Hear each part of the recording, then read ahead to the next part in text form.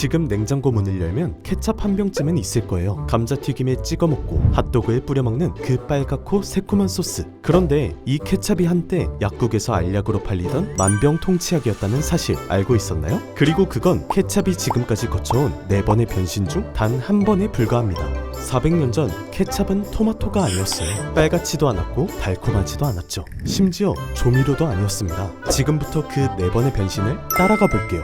첫 등장은 17세기 중국 남쪽 해안의 푸젠성이었습니다. 당시 푸젠 상인들이 베트남 항구에서 만난 것이 있었어요. 베트남 어부들이 만드는 발효된 생선 소스, 우리가 지금 액젓이라고 부르는 그것이었죠. 푸젠 상인들은 이 소스에 이름을 붙였어요.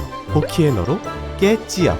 깨는 생선, 찌압은 소스라는 뜻이에요. 풀어 말하면 절인 생선 소스. 이 단어가 영어 케첩의 어원입니다. 두 번째 모습은 그로부터 100년 뒤 영국 선원들이 푸젠의 깨찌압을 영국으로 가져갔어요. 짭짤하고 감칠맛 진한 이 소스에 영국인들은 열광했어요. 짭짤하고 감칠맛이 진하고 무엇보다 오래 보관할 수 있는 조미료였으니까요. 그런데 문제가 있었어요. 영국에서는 베트남식 발효 생선을 만들 수가 없었거든요.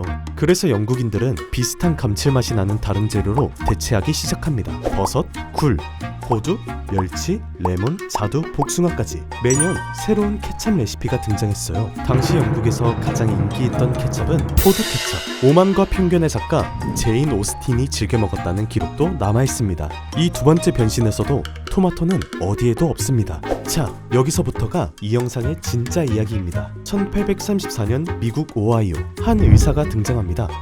존 쿡 베넷. 베넷은 한 가지 충격적인 주장을 던져요. 토마토는 만병통치약이다. 당시 미국인들은 토마토를 독초로 여겼어요. 가직과 식물이라 먹으면 죽는다고 믿었거든요.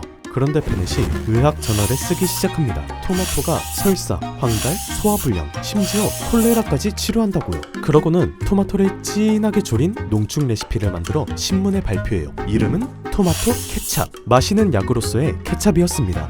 여기까지였다면 한 의사의 이상한 처방으로 끝났을지도 몰라요. 그런데 1837년 베넷이 아치볼드 마일스라는 약장수를 만난 거예요. 마일스는 이미 아메리칸 하이젠 필이라는 자기 알약을 팔고 있던 사람이었습니다. 베넷이 한 가지 제안을 해요. 그 알약 이름을 토마토 추출물로 바꿔보시오. 마일스는 받아들입니다. 자기 알약을 토마토 농축액 알약으로 다시 만들어 마일스 박사의 토마토 농축 알약으로 바꿔 팔기 시작해요. 그 후 미국 전역의 신문이 토마토 알약 광고로 도배됩니다. 사람들은 머리가 아프면 토마토 알약을 먹었고 배가 아프면 토마토 알약을 먹었어요. 케찹이 약이 된 순간이었습니다.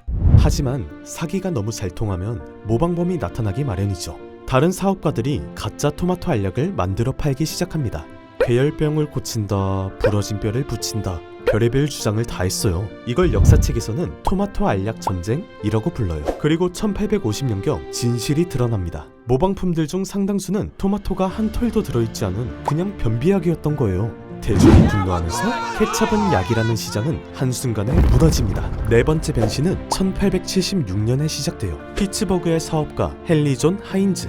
그가 토마토 케찹을 새로운 사업으로 내놓습니다. 다만 우리가 지금 아는 그 하인즈 케찹이 1876년에 바로 완성된 건 아닙니다. 초기 하인즈도 화학 방부제와 콜타르 색소를 함께 썼습니다. 당시 케찹 업계의 표준 관행이었어요. 진짜 전환은 거의 30년 뒤에 옵니다. 1904년 하인즈 회사의 식품과학자 G.F. 메이슨이 방부제 없는 케찹 레시피를 개발해요. 비결은 식초와 설탕의 비율을 대폭 늘리고 토마토 펄프를 진하게 농축하는 것. 자연적인 산도와 당분만으로 상하지 않는 케첩. 당시 다른 회사들이 부패한 토마토에 콜타르 색소를 섞어 팔던 시절 하인즈는 우리는 부패하지 않는다를 무기로 삼습니다. 투명한 유리병에 담아 숨길 게 없으니 보면 안다를 시각적으로 증명한 거예요. 1906년 한 해에만 500만 병의 방부제 없는 케첩이 생산됩니다. 그리고 한 가지 더, 1896년 하인즈가 지금까지도 모든 하인즈 병에 새겨져 있는 한 슬로건을 만들어요. 흥미로운 건 슬로건이 만들어진 1896년에 하인즈가 팔던 제품은 이미 60개가 넘었다는 거예요. 그럼 왜 하필 57이었을까요?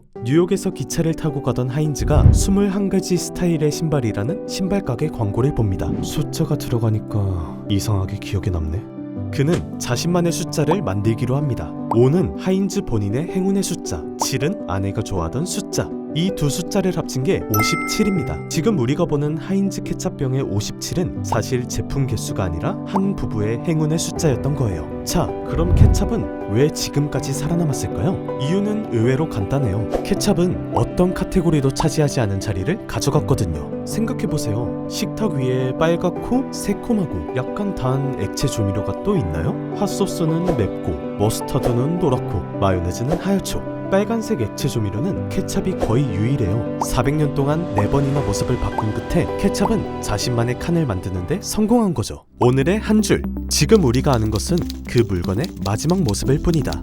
오늘 점심에 케찹을 짜게 되면 잠시 멈춰서 생각해보세요. 손에 든 그 빨간 액체에는 17세기 푸젠항구의 생선 액젓, 제인 오스틴의 호두 케찹, 1837년 오하이오 약국의 토마토 알약을 거친 400년의 변신이 함께 들어있습니다. 오늘 가져온 작은 발견은 여기까지.